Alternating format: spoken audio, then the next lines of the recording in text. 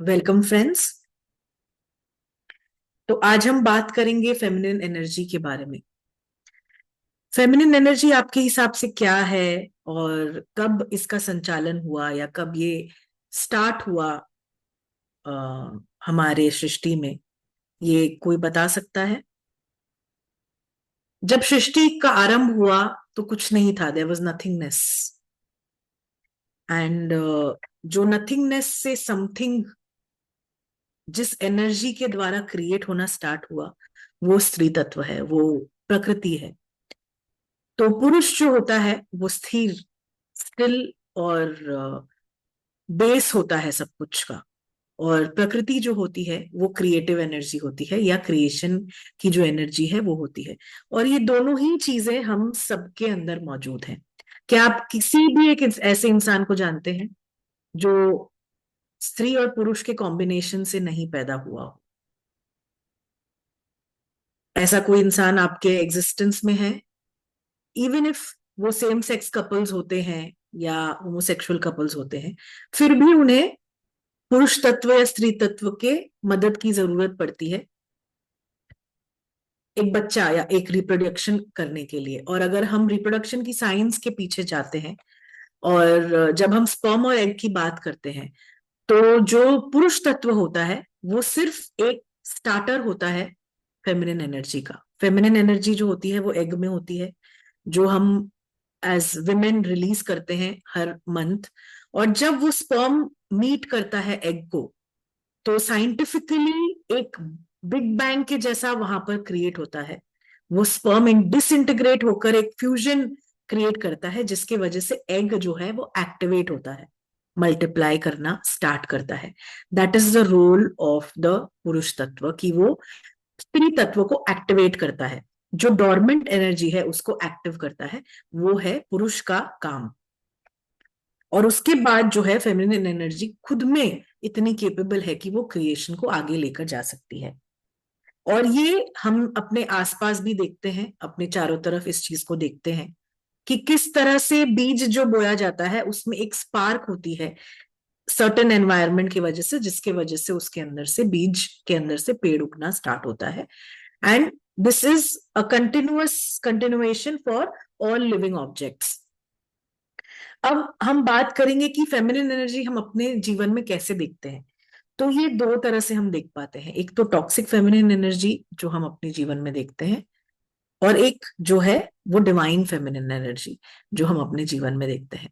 और फनी बात यह है कि अब आप क्वेश्चन करोगे कि मैस्कुलिन एनर्जी के बारे में मैं क्यों बात नहीं कर रही, और मैस्कुलिन एनर्जी को हम कैसे करेक्ट कर सकते हैं, या इसका प्रेजेंस कैसे हो सकता है। तो जब भी हम मैस्कुलिन एनर्जी के करेक्शन की बात करें, या उसकी टॉक्सिसिटी की बात करें, या उसकी डिविनिटी की बात करें, तो उसका रास्ता भी फेमिनिन एनर्जी के थ्रू से होकर जाता है। जब हम अपनी फेमिनिन एनर्जी को करेक्ट करते हैं, अपनी फेमिनिन एनर्जी पे काम करते हैं, अपनी फेमिनिन एनर्जी से कनेक्ट होते हैं, तो मैस्कुलिन एनर्जी अपने आप बैलेंस में आना स्टार्ट होता है। हम मैस्कुलिन एनर्जी पर फेमिनिन एनर्जी को इग्नोर कर कर काम नहीं कर सकते, इट इज नॉट पॉसिबल। इसीलिए हम फेमिनिन एनर्जी के ऊपर काम करने को सर्वोपरि मानते हैं, because there is no way to work on the masculine energy itself. हमें उसका रास्ता फेमिनिन एनर्जी की तरफ से होकर जाता है। अब फेमिनिन एनर्जी आप कहेंगे कि क्या है और किस तरह से वर्ल्ड वाइड इसका प्रचलन है। तो वर्ल्ड वाइड अगर हम देखेंगे, अर्थ की एनर्जी राइट नाउ अभी मैस्कुलिन प्रधान है, या पुरुष प्रधान एनर्जी है, जहां पर कि काम करना, पैसे कमाना और नेचर को डिस्ट्रॉय करना, और ये सारी एक्टिविटीज हम ज्यादा देख पा रहे हैं। कमर्शियलाइजेशन, कम्युनिकेशन और मटीरियलिस्टिक जो अप्रोच है वो हम पूरे वर्ल्ड ओवर इसे देख पा रहे हैं। और ये इन दी एंड परकोलेट करता है सोसाइटी में, कंट्रीज में, सोसाइटी में, और हमारे घरों में, जहां पर इन सारी चीजों को महत्व देना स्टार्ट किया जाता है। तो अब मैं आप सबसे पूछूं कि ठीक है, बहुत पैसे कमाएं, और जो चाहे हम हो चाहे एक आदमी हो, डजेंट मैटर। यार हम जब बात करते हैं तो हम एनर्जी की बात कर रहे हैं। So even if I am earning money and I am getting it home, अगर हम पैसे कमा कर ला रहे हैं, सपोज हम 1000 रुपीज कमा कर ला रहे हैं, तो उस मनी का करना क्या है, ये जो स्त्री तत्व है वो डिटरमिन करता है। वो चाहे पुरुष के अंदर हो चाहे स्त्री के अंदर हो, it doesn't matter. How to use the resources, वो एक स्त्री तत्व, आपके अंदर का स्त्री तत्व जो है वो डिसाइड करता है कि हम रिसोर्सेस को कैसे यूज करें। अब जैसे हम अगर देखते हैं कि हमने एक पेड़ काटा, तो उस पेड़ को काटकर हम उस पेड़ के अंदर से जो भी हमें मिला, फल मिले, जो लीव्स मिली या जो टहनियां मिली या जो उसका तना मिला, उसको हम किस तरह से यूज करेंगे, ये जब हम सोचते हैं तो ये फेमिनिन एनर्जी के एस्पेक्ट से आता है। जब हम डिस्ट्रॉय करते हैं पेड़ को तो वो मैस्कुलिन एनर्जी के एस्पेक्ट से आता है। तो इसी तरह से जो है वो दुनिया चलती है, और मैस्कुलिन एनर्जी और फेमिनिन एनर्जी एक साथ चलना स्टार्ट करते हैं, जिसकी वजह से दुनिया आज तक जहां पर भी पहुंची है वो पहुंची है because of the combination of both.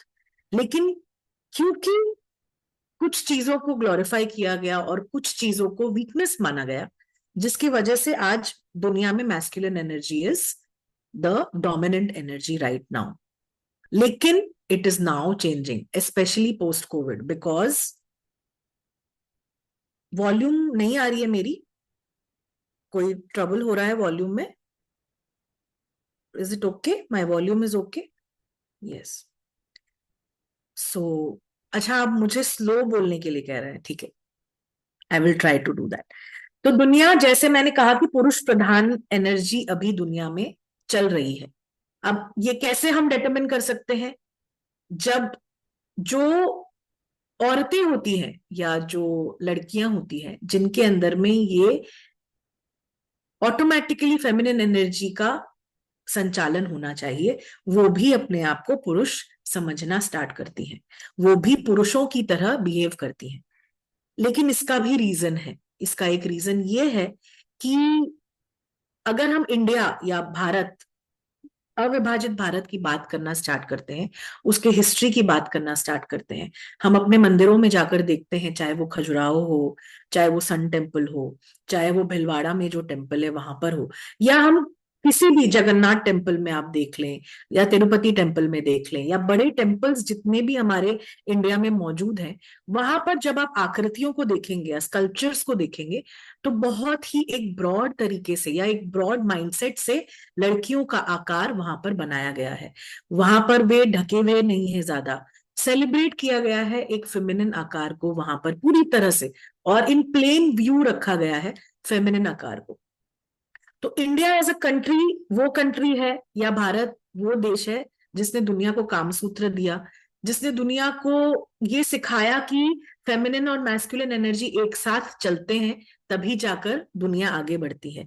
ये एकमात्र जो, अगर आप कहें तो ये एरिया है जहां पर भगवानों के नाम में भी स्त्री का नाम पहले लिया जाता है, पुरुष का नाम बाद में लिया जाता है। सीताराम, राधे श्याम, हम इस तरह से हमारे भगवानों के भी नाम लेते हैं। तो कहीं ना कहीं जो हमारे ऊपर शासन हुआ कुछ 700 600 700 सालों तक, बाहर की ताकतों ने हम पर शासन किया, जिसकी वजह से ये विजडम जो है हमारा कहीं ना कहीं लॉस्ट होना स्टार्ट हुआ, और इसकी वजह से औरतों को जो है वीक मानना स्टार्ट हुआ, और फेमिनिन एनर्जी को वीक मानना स्टार्ट हुआ, जहां पर कि जो एनर्जी है फेमिनिन एनर्जी, उसको पूरी तरह से दबाया गया। अब आप पूछेंगे कि वो क्या, वो कौन सी एनर्जी है? फेमिनिन एनर्जी हमें डिपिक्ट करता है पावर, जो हमारे अंदर की पावर को बताता है कि एक इंसान क्या करने के लिए केपेबल है। उसके बाद उस पावर को जेंटली यूज करने का तरीका बताता है, वो है फेमिनिन एनर्जी, कि किस तरह से मैं अपने पावर को जेंटलनेस या दुनिया के उत्थान के लिए यूज कर सकती हूँ या कर सकता हूं। This is feminine energy.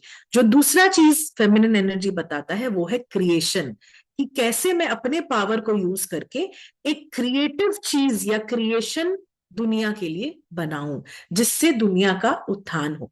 दूसरा जो नेक्स्ट चीज है फेमिनिन एनर्जी में, वो है कंजर्वेशन। कंजर्वेशन मतलब जो हमारे आसपास की चीजें हैं उसको किस तरह से हम यूज करें ताकि हम सबको इक्वल मिलता रहे। और उसके बाद है कि हम उसे रिसाइकल या रिजुविनेट कैसे करते हैं, जो चीज हमने प्रकृति से ली उसे हम वापस कैसे कर सकते हैं। तो अगर हम अपने कैलेंडर में भी देखते हैं, वहां पर भी हमारे जो रीत रिवाज हैं या हमारे जो आजकल उसे सुपरस्टिशंस माना गया है, जो चौमासा होता है, 4 महीनों का समय होता है, विच स्टार्ट्स फ्रॉम मॉनसून्स। ये बहुत इंडिया में बहुत सारी जगहों पर ये चतुर्मास का ये पालन किया जाता है, जहां पर मॉनसून से लेकर दुर्गा पूजा तक 4 महीनों तक बहुत सारे फेस्टिवल्स होते हैं, बहुत भगवानों की पूजा होती है। और उस समय में बहुत सारी चीजें हम अपने किचन्स में नहीं बनाते, हम खाते नहीं हैं, हम उसको स्टॉप करते हैं। तो अगर हम इसकी साइंटिफिक जो रीजंस पे जाएं, तो जो मॉनसून का समय है वो कीड़े मकोड़े और एनिमल किंगडम, जो एक्वेटिक एनिमल्स है, इन सब जातियों का रिप्रोडक्शन का टाइम है।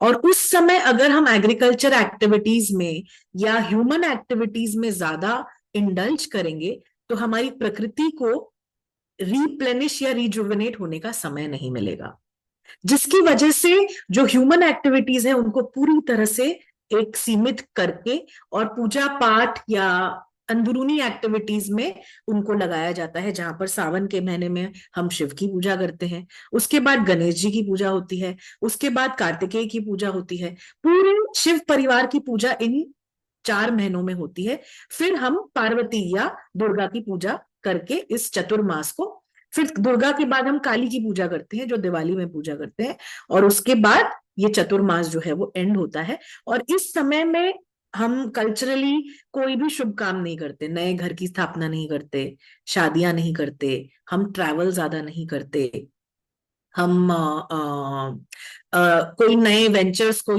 शुरू नहीं करते। There is a reason behind it, क्योंकि इस समय इंसान या ह्यूमन बींग्स को सीमित होना पड़ता है ताकि प्रकृति रिप्लेनिश करे अपने आप को। और जो कीड़े मकोड़े हैं, जो अर्थवर्म्स हैं, जो इंसेक्ट किंगडम है, बर्ड किंगडम है या एनिमल किंगडम है, वो रिप्रोड्यूस कर सके बिना ह्यूमन बींग्स के इंटरप्शन के। तो this is how the society use to function in ancient India, जहां पर हम सब चीजों का ध्यान रखते थे, हम प्रकृति का ध्यान रखते थे, हम क्या खा रहे हैं, किस मॉडरेशन में खा रहे हैं, इसका ध्यान रखते थे। और ये एक औरत या मर्द की बात नहीं कर रहे हैं, हम एक एज अ क्यूमुलेटिव सोसाइटी की बात कर रहे हैं, जहां पर हमने अपनी फेमिनिन एनर्जी को इन सारी चीजों में यूज करा था, जहां पर हम नेचर को कंजर्व यूज कर रहे थे, उसे कंजर्व कर रहे थे, इसके साथ साथ उसको रिप्लेनिश करने का मौका दे रहे थे। पर कंज्यूमरिज्म और मटीरियलिस्टिक अप्रोच आते आते हुआ क्या कि हम सिर्फ कंजम्पशन में आ गए, और धीरे धीरे जो हमारी फेमिनिन एनर्जी है वो डाउन होने लगी। हम एज वुमेन जन्म देने से डरने लगे। करेक्ट। बहुत सारे आपके आसपास ऐसे लोग होते हैं जो जन्म देने से डरते हैं, उनको ऐसा लगता है कि मुझे प्रसव का या लेबर का पेन नहीं मुझसे बेयर होगा, सो इट इज बेटर कि मुझे सी सेक्शन में जाना चाहिए। और हमने अपने जेंटलनेस को साइड में रखा, क्योंकि हमने ये रियलाइज किया कि इस दुनिया में अगर सरवाइव करना है तो जेंटल होने का कोई फायदा नहीं है, हमें थोड़ा सा कठोर होना पड़ेगा, थोड़ा सा सख्त होना पड़ेगा। हमने अपने इमोशंस को दबाना स्टार्ट किया, जहां पर रोना या वीकनेस दिखाना जो है, या सैड होना या डिप्रेस्ड होना या अपने मेंटल हेल्थ की बात करना, ये सारी चीजों को टैबू मानना स्टार्ट हुआ। जो भी क्रिएटिव प्रोसेसेस है, जैसे कि आर्ट, डांस, म्यूजिक और कुकिंग और ऐसी सारी पॉटरी या जो क्रिएटिव प्रोसेसेस है, एज वेल एज सेक्स, इन सारी चीजों को टैबू मानना स्टार्ट हुआ। हमारे कल्चरली हमारे साथ ये स्टार्ट हुआ। जब हम इन सारी चीजों को टैबू मानने लगे, तो धीरे धीरे जो है हमारी फेमिनिन एनर्जी कम होना स्टार्ट हुई और मैस्कुलिन एनर्जी का लेवल हमारे लाइफ में बढ़ना स्टार्ट हुआ। This is irrespective of whether you are a man और अ वुमन, जिसकी वजह से ये सारी चीजें हमारे लाइफ में आने लगी। प्राइमरीली इनफर्टिलिटी जो आजकल प्रेवलेंट है, क्योंकि हमने अपने सेक्सुअल एनर्जी, अपनी क्रिएटिव एनर्जी को इतना गंदा मानना स्टार्ट करा कि वो कहीं ना कहीं डिसरप्ट हो गया और कहीं ना कहीं उसमें प्रॉब्लम्स आना स्टार्ट हुए। उसके बाद मेंटल हेल्थ इश्यूज, क्योंकि हमने कभी भी अपने इमोशंस को देखना सही नहीं समझा और हमने हमेशा ये कहा एक दूसरे से कि रोते क्यों, हंसते रहो 24 घंटे, बिकॉज रोना is a sign of weakness, और अपनी सैडनेस या अपने दुख को बताना is a weakness, it is considered a weakness. और धीरे धीरे हमने नेचर को अपने यूज से ज्यादा पिलफरेज करना स्टार्ट किया। और अगर हमें एक घर की आवश्यकता है तो हमने 4-5 घर रखने स्टार्ट करे। अगर हमें सपोज करिए महीने में 6 या 8 क्लोथ्स की आवश्यकता है तो हमने 60 या 70 खरीदने स्टार्ट करे। ब्रांड्स के नाम पर हमने कंज्यूमरिज्म या मटेरियलिज्म को अपनाया, जहां पर हम ब्रांड वैल्यू पे बहुत सारे पैसे खर्च करना स्टार्ट करने लगे। और इसे अचीव करने के लिए हम बहुत कुछ पीछे छोड़कर आने लगे, जो हमारी मेंटल वेलबींग है, हमारी इमोशनल वेलबींग है, हमारी फिजिकल वेलबींग है, इससे हम बहुत ज्यादा दूर होना स्टार्ट हो गए। लेकिन अब टाइम आया है जब दुनिया में बहुत सारे लोग मेडिटेशन और इन सारी प्रैक्टिसेस के पास या प्रैक्टिसेस की ओर मुड़ रहे हैं, जिसकी वजह से ये सारी फेमिनिन एनर्जी वापस दुनिया में आने की कोशिश कर रही है। और ये ऐसा नहीं है कि मैस्कुलिन प्रधान है तो खराब है या फेमिनिन प्रधान होगा तो अच्छा होगा, ऐसा नहीं है। अगर फेमिनिन एनर्जी भी बढ़ चढ़ कर बोलेगी तो वो दुनिया के लिए अच्छा नहीं है। जब टॉक्सिक फेमिनिनिटी हो जाती है तो हम विक्टिम्स बन जाते हैं, हम बहुत रोते हैं, हम डिपेंडेंट हो जाते हैं लोगों पर, हम अपना पावर अपने हाथ से किसी और को दे देते हैं और हम विक्टिम मोड में आ जाते हैं, पूरी तरह से विक्टिमाइज्ड। अगर औरत आप आसपास में देखेंगे, ओवरली इमोशनल, बहुत ज्यादा रोने वाला, या बात बात पर जो इमोशनल हो जाते हैं, या इमोशंस जो है वो उनको कंट्रोल करते हैं, या वो पूरी की पूरी तरह से अपने आप को विक्टिम समझते हैं अपनी जिंदगी में, ये सब जो है टॉक्सिक फेमिनिटी का के साइंस है। तो ऐसा नहीं है कि फेमिनिन एनर्जी ज्यादा होगी तो बहुत अच्छा है दुनिया के लिए, या मैस्कुलिन एनर्जी ज्यादा होगी तो बहुत खराब है दुनिया के लिए। ये दोनों एनर्जीज बैलेंस में आनी चाहिए। और ये बैलेंस में कैसे आ सकती है, उनके कुछ तरीके हैं जो हम आज जानते हैं। बैलेंस में ये तब आएंगे जब हम मेडिटेशन करेंगे, हम मेडिटेटिव प्रैक्टिसेस करेंगे, जैसे आनापानासती मेडिटेशन हुआ या योगिक प्रैक्टिसेस हुए या ब्रेथ वर्क हुआ, इन सारी चीजों को हम करेंगे।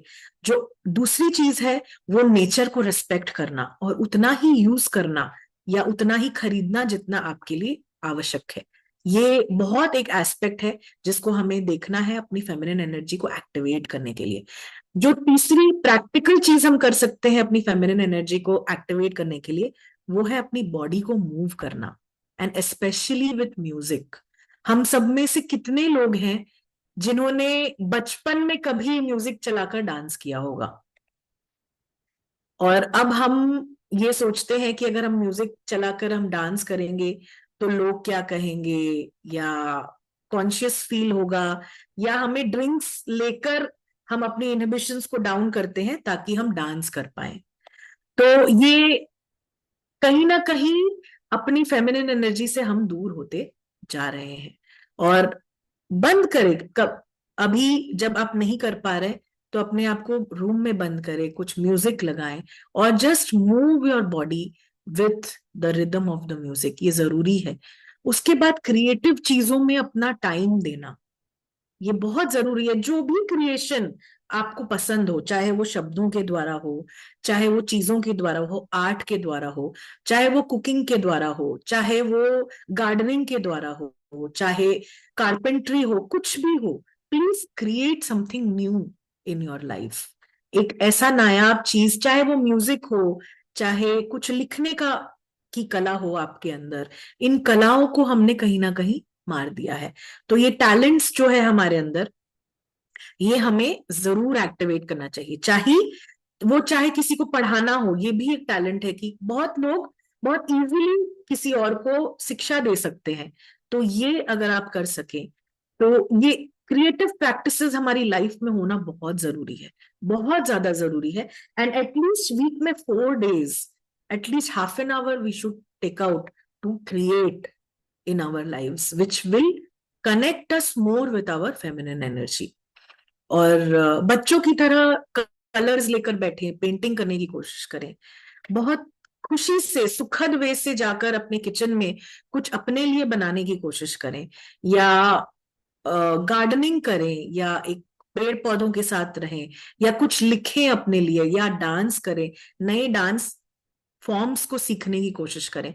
This is a very good way to connect with your own feminine energy. हम और जो चीजें कर सकते हैं वो है योगा प्रैक्टिस करना, एक्सरसाइज करना, जिससे हम बॉडी की मूवमेंट ऑटोमेटिकली करते हैं। लेकिन ये भी हमें ध्यान रखना है कि जब हम वो मूवमेंट्स कर रहे हैं तो जैसे योग में, आज मैं एक योगा एक्सपर्ट के सेशन में गई थी जहां पर मैंने ये सीखा कि योग में भी there are certain asanas which need to be done separately for men and women. मतलब वुमेन ब्लाइंडली सारे आसन नहीं कर सकती, और वो जो वुमेन है उनका एक पर्टिकुलर तरीका होता है उन योगासन्स को करने का, जो हम शायद फॉलो नहीं करते। सो ये सारे एस्पेक्ट्स हमें जरूरी है सीखना। आज मैंने ये भी सीखा कि एक मैन जो होता है उनकी बॉडी में जितने हॉर्मोन्स रिलीज होते हैं उससे कहीं ज्यादा हॉर्मोन्स एक वुमेन की बॉडी में रिलीज होते हैं। सो हम एक ही पद्धति दोनों के लिए यूज नहीं कर सकते हैं। और और चीजें जो हम कर सकते हैं वो है अपने अंदर के पावर को जानना, अपने अंदर की काली को जानना। ये हम सबके अंदर बहुत जरूरी है, चाहे वो पुरुष हो चाहे वो स्त्री हो, इट डजेंट मैटर। बहुत बार आपने पुरुषों को भी देखा होगा कि वो बहुत वीक होते हैं, उनको मेंटली स्ट्रेंथ नहीं होता, वो ये कहते हैं कि मैं कुछ नहीं कर पाऊंगा अपने लाइफ में, या मुझे बहुत चीजों से डर लगता है। So this is staying in the victim mode. So जब भी हम विक्टिम मोड में जाते हैं, first, staying in the victim modes put you in the higher pedestal as far as your ego is concerned। हम अपने आप को हमारे सामने वाले से ऊपर रखते हैं जब हम विक्टिम बनते हैं, तो ईगो लेवल पे भी हमने अपने आप को ऊपर रखा। तो जब विक्टिम मोड में हम रहते हैं तो हमारी टॉक्सिक फेमिनिनिटी एक्टिवेट होती है। अब आप पूछेंगे कि विक्टिम मोड से निकले कैसे, क्योंकि बहुत सारी चीजें हमारे आसपास होती हैं जिसकी वजह से हम विक्टिम्स बन जाते हैं। जैसे हमारे परिवार वाले अच्छे नहीं हैं, या हमारा स्पाउस अच्छा नहीं है, या हमें जो रिस्पेक्ट मिलनी चाहिए वो हमें मिल नहीं रही है, या हमें कभी एम्पावरमेंट सिखाया नहीं गया, हमारे माँ बाप ने हमें बहुत ज्यादा बंधन में रखा, तो अब हम कैसे करें। तो अब आप अडल्ट्स हैं, अब आपके पास है आपका control, you are in control of your own self. तो अपने आप को रीपेरेंट करने की कोशिश करें। वो सारी नेगेटिव जो हमारे अंदर जो प्रोग्रामिंग की गई है उसे रीप्रोग्राम करने की कोशिश करें। अपने आप को ये कहें कि I am a powerful being, I am capable of doing anything that I set my heart to. जब हम ये चीजें अपने आप को रिपीट करते हैं, जब अपने आप को ये कहते हैं कि मैं एक सशक्त व्यक्ति हूं, मैं जो चाहूं वो कर सकता हूं अपने लाइफ में, तो वो चेंजेस हमारे अंदर आना स्टार्ट होते हैं। और जब हम वो कदम लेना स्टार्ट करते हैं कि नहीं, अब से मैं विक्टिम हुड या विक्टिम मेंटालिटी में नहीं रहूंगी, जो भी मेरे लाइफ में हो रहा है मुझे ये सिखाने के लिए हो रहा है, और इसकी रिस्पॉन्सिबिलिटी केवल और केवल मेरी है, और इसे सहना या ना सहना ये भी मेरी रिस्पॉन्सिबिलिटी है। सो धीरे धीरे अपना पावर जो है, जो आपने किसी और को दे दिया है, हम अपने हैप्पीनेस के पावर को किसी और को दे देते हैं, क्योंकि हमको ऐसा लगता है कि हमारा हस्बैंड खुश होगा तो हम खुश होंगे, हमारे बच्चे खुश होंगे तो हम खुश होंगे, हमारे सास ससुर या माँ बाप खुश होंगे तो हम खुश होंगे। लेकिन ऐसा होता नहीं है। जब हम इन सारी रिश्तों को जिंदगी के पड़ाव में खोते जाते हैं, तब हमको समझ में आता है कि हमारी खुशी हमारे अंदर बसती है, ना कि इन सारी चीजों में। उसके बाद हम अपनी खुशी को मूवीज में, शॉपिंग में, बाहर खाने पीने में, इन सारी चीजों में हम डाल देते हैं। हमको ऐसा लगता है कि हम अगर सैड फील कर रहे हैं तो मूवी चले जाएंगे तो मन अच्छा हो जाएगा, या बाहर घूम आएंगे, या पार्टी कराएंगे तो मन अच्छा हो जाएगा, या हम बाहर कुछ खाकर आ जाएंगे तो मन अच्छा हो जाएगा। मोमेंटरली होता भी है, लेकिन वो सैडनेस वापस आती है। इंस्टेड हमको सैडनेस को लेकर बैठना है, उसको गले लगाना है, उससे पूछना है कि आप क्यों आए हो, क्या रीजन है आपके आने का, what is the reason that you are there in my life. थोड़ा उनसे बात, अपने ऊपर जेंटलनेस दिखाना। जो पावर हमने इन एक्सटर्नल चीजों को अपना प्रदान किया है, उसे वापस लेना है, उसे अपने चार्ज के अंदर लेना है। जो हमारे इमोशंस हैं जो हमें कंट्रोल कर रहे हैं, उसको अपने अंडर लेना है, और उन्हें एम्ब्रेस करना है totally. So these are the ways that you can correct your energy. Yoga is a very good way to connect या correct feminine and masculine energy, क्योंकि उसमें साइंटिफिकली ऐसे मूवमेंट्स डिजाइंड होते हैं जो आपके इन चीजों को बैलेंस करता है। जो एक और चीज है जो बहुत हेल्प करता है फेमिनिन एनर्जी को बैलेंस करने में है, वो है पानी के साथ काम करना। अगर आपको पानी का डर है, जो ज्यादातर लोगों को होता है, तो हमें उसके बारे में काम करना है। पानी के अंदर जाने की कोशिश करनी है, जहां पे स्विमिंग पूल होता है, या अगर आप समुद्र के पास रहते हैं तो वहां पर, या रिवर बॉडीज में, या नेचुरल जो वाटर बॉडीज हैं, उनके अंदर प्रवेश करने की कोशिश करनी है। क्योंकि पानी जो होता है वो पूरी तरह से स्त्री तत्व से जुड़ा हुआ होता है। इमोशनल या हमारे इमोशंस को भी हम वाटर से कनेक्ट करते हैं। तो अगर आपके जीवन में पानी का डर है, पानी का भय है, तो उसके ऊपर आपको जरूर काम करना जरूरी है, अगर आपको अपने फेमिनिन एनर्जी को करेक्ट करना है। हॉट वाटर बाथ्स लेना बंद कर दीजिए अपनी लाइफ में, अगर आपको अपनी फेमिनिन एनर्जी को कनेक्ट करना है, करेक्ट करना है। और धीरे धीरे धीरे धीरे मूव टुवर्ड्स कोल्ड बाथ्स, जहां पर जो पानी का तापमान आपके टैप में नेचुरली आता है, उसी से आप नहाने की कोशिश करें। And this is true for both winter and summer. आपको स्टार्ट अपने फीट से करना है, और फीट अप अपने बेदिंग रिचुअल्स को स्टार्ट करना है। ये भी आपको फेमिनिन एनर्जी से कनेक्ट करवाता है। और ये क्यों है? क्योंकि हमारा जो शरीर है वो 70% पानी से बना हुआ है। ये साइंटिफिकली हम सबने अपने स्कूल्स में पढ़ा है। और अगर हम इस तत्व से डरते हैं, अगर हम इस तत्व को रिजेक्ट करते हैं, तो कहीं ना कहीं अपने आप के 70% को भी हम रिजेक्ट करने की कोशिश कर रहे हैं। Diabetes, water, any blood related diseases, hormonal diseases, thyroid, जितने भी हार्मोनल डिजीजेस आप काउंट कर सकते हैं, पीसीओएस, इनफर्टिलिटी, ये सब कुछ जो वाटर एलिमेंट है, इन सब से इसका रिलेशनशिप है। तो अगर आप अपनी वाटर एलिमेंट को करेक्ट करते हैं, उसके ऊपर काम करते हैं, तो बहुत सारी फेमिनिन एनर्जी का करेक्शन आपकी शरीर में होना स्टार्ट होता है। So this was the part जहां पर मैंने शेयर करा। अभी एक बार हम देखेंगे, मैं एक म्यूजिक चलाऊंगी और उसमें हम मेडिटेशन करेंगे, और हम देखेंगे कि हमारा जो स्त्री तत्व है वो हमसे क्या कहने की कोशिश कर रहा है, जानने की कोशिश करेंगे कि आपको किस तरफ, किस लेवल पर काम करना है, और कहाँ कहाँ काम करना है, और काम करना है या नहीं करना है, ये भी इंस्ट्रक्शन आप अपने ही स्त्री तत्व से पूछने की कोशिश करें।